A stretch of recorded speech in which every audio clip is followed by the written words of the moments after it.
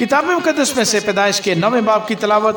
اور خدا نے نوح اور اس کے بیٹوں کو برکت دی اور ان کو کہا کہ بارور ہو اور بڑھو اور زمین کو معمور کرو، اور زمین کے کل جانداروں اور ہوا کے کل پرندوں پر تمہاری دہشت اور تمہارا روب ہوگا، یہ اور تمام کیڑے جن سے زمین بھری پڑی ہے، اور سمندر کی کل مچھلیاں تمہارے ہاتھ میں کی گئیں، ہر چلتا پھرتا جاندار تمہارے کھانے کو ہوگا۔ ہری سبزی کی طرح میں نے سب کا سب تم کو دے دیا، مگر تم گوشت کے ساتھ خون کو جو اس کی جان ہے نہ کھانا۔ میں تمہارے خون کا بدلہ ضرور لوں گا، ہر جانور سے اس کا بدلہ لوں گا، آدمی کی جان کا بدلہ آدمی سے اور اس کے بھائی بند سے لوں گا۔ جو آدمی کا خون کرے اس کا خون آدمی سے ہوگا، کیونکہ خدا نے انسان کو اپنی صورت پر بنایا ہے۔ اور تم بارور ہو اور بڑھو اور زمین پر خوب اپنی نسل بڑھاؤ اور بہت زیادہ ہو جاؤ۔ اور خدا نے نوح اور اس کے بیٹوں سے کہا، دیکھو میں خود تم سے اور تمہارے بعد تمہاری نسل سے اور سب جانداروں سے جو تمہارے ساتھ ہیں،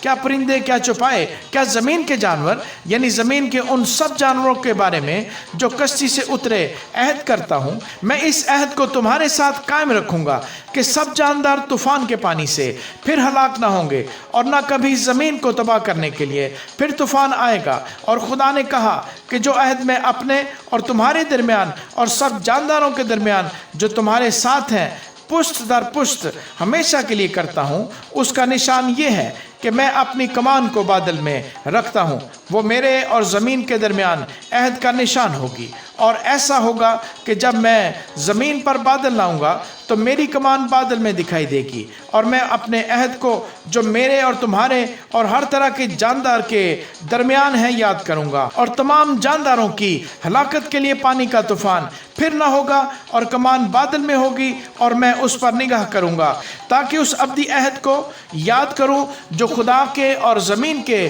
سب طرح کے جاندار کے درمیان ہے۔ پس خدا نے نوح سے کہا کہ یہ اس عہد کا نشان ہے جو میں اپنے اور زمین کے کل جانداروں کے درمیان قائم کرتا ہوں۔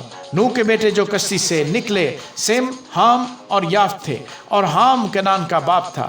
یہی تینوں نوح کے بیٹے تھے، اور انہی کی نسل ساری زمین پر پھیلی۔ اور نوح کاشتکاری کرنے لگا، اور اس نے ایک انگور کا باغ لگایا، اور اس نے اس کی مے پی، اور اسے نشہ آیا، اور وہ اپنے ڈیرے میں برہنہ ہو گیا۔ اور کنعان کے باپ حام نے اپنے باپ کو برہنہ دیکھا اور اپنے دونوں بھائیوں کو باہر آ کر خبر دی۔ تب سم اور یافت نے ایک کپڑا لیا اور اسے اپنے کندھوں پر دھرا، اور پیچھے کو الٹے چل کر گئے اور اپنے باپ کی برہنگی ڈھانکی، سو ان کے منہ الٹی طرف تھے اور انہوں نے اپنے باپ کی برہنگی نہ دیکھی۔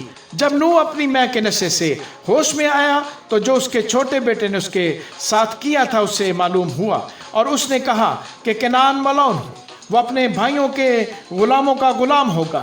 پھر کہا خداوند سم کا خدا مبارک ہو، اور کنعان سم کا غلام ہو۔ خدا یافت کو پھیلائے کہ وہ سم کے ڈیروں میں بسے، اور کنعان اس کا غلام ہو۔ اور طوفان کے بعد نوح 350 برس اور جیتا رہا، اور نوح کی کل عمر 950 برس کی ہوئی، تب اس نے وفات پائی۔ آمین۔